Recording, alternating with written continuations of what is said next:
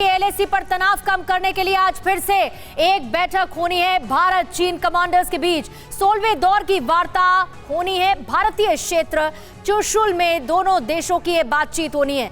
Bharat LAC पर मई 2020 की स्थिति बहाल करने पर जोर देगा, यानी स्टेटस को बरकरार रहे, इसे लेकर आज चर्चा की जाएगी। और अब से थोड़ी देर में भारत चीन के बीच 16वें दौर की ये वार्ता होनी है। भारत चीन कमांडर्स बात करेंगे और जो स्टेटस को है भारत उसको बनाए रखने के लिए एक बार फिर से इस बातचीत में जोर देने वाला है। गौरव, बिल्कुल।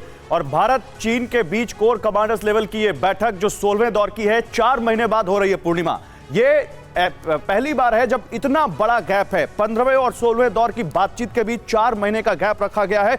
और ये तब हो रहा है जब इंडोनेशिया में बाली में चीन और भारत के विदेश मंत्री G20 समिट में मिले और उसके बाद ये कोर कमांडर लेवल की बातचीत का होना तय हुआ। सवाल यह है कि कितनी उम्मीद इससे रखी जाए। एस जयशंकर के ट्वीट को देखें, उनके रिस्पांस को देखें तो लगता है कि आज की जो बातचीत है उसमें कुछ अहम मुद्दों पर सहमति बन सकती है। लेकिन वो कैसे होगा, क्या है बातचीत का एजेंडा, कैसे हो रही है बातचीत, पहले आप ये समझिए। दोनों देशों की बातचीत भारतीय सीमा के अंदर चुशूल में हो रही है। पहला पॉइंट, भारतीय पक्ष देपसांग और डेमचोक से जुड़े विवादों को सुलझाने पर जोर देगा, टकराव वाली जगहों से सैनिकों को पीछे हटाने की बात कहेगा। और सबसे ज्यादा टकराव वाली जगह है PP-15, उसको लेकर बातचीत होगी। भारतीय विदेश मंत्रालय ने क्या कहा, शांति के लिए एलएसी पर मई 2020 से पहले की स्थिति जरूरी है।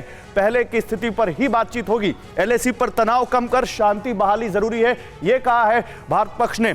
4 महीने बाद वार्ता है। पिछली वार्ता 11 मार्च को हुई थी एलएसी को लेकर और अब 4 महीने बाद ये वार्ता हो रही है। सबसे बड़ा गैप है अभी तक की किन्हीं 2 वार्ताओं के बीच और इसलिए ये बहुत अहम हो जाता है। मेरे साथ तमाम मेहमान हैं, लेकिन जनरल चतुर्वेदी के पास चलते हैं। सर, 16वें दौर की बातचीत, इतने लंबे वक्त से बातचीत चल रही है, 2 साल होने को आ रहा है।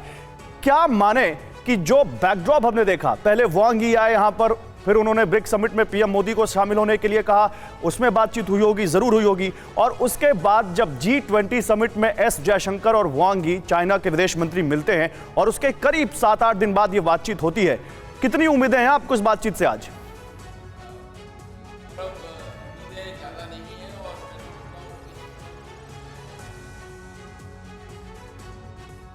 नहीं चाहिए। मैं समझता हूं ये चीन की सोची समझी एक स्ट्रेटजी है जिसके तहत वो इस बॉर्डर का जो डिस्प्यूट है इसको अलाइव रखना चाहता है।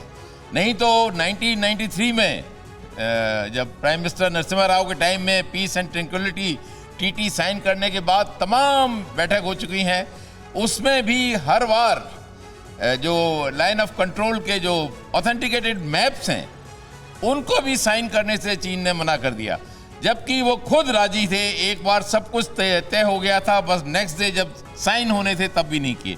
ये विश्वसनीयता की कमी है, ट्रस्ट डेफिसिट है और चीन की एक सोची समझी रणनीति है जिसके तहत वो इस जो समस्या है, जो डिस्प्यूट है, उसको अलाइव रखना चाहता है।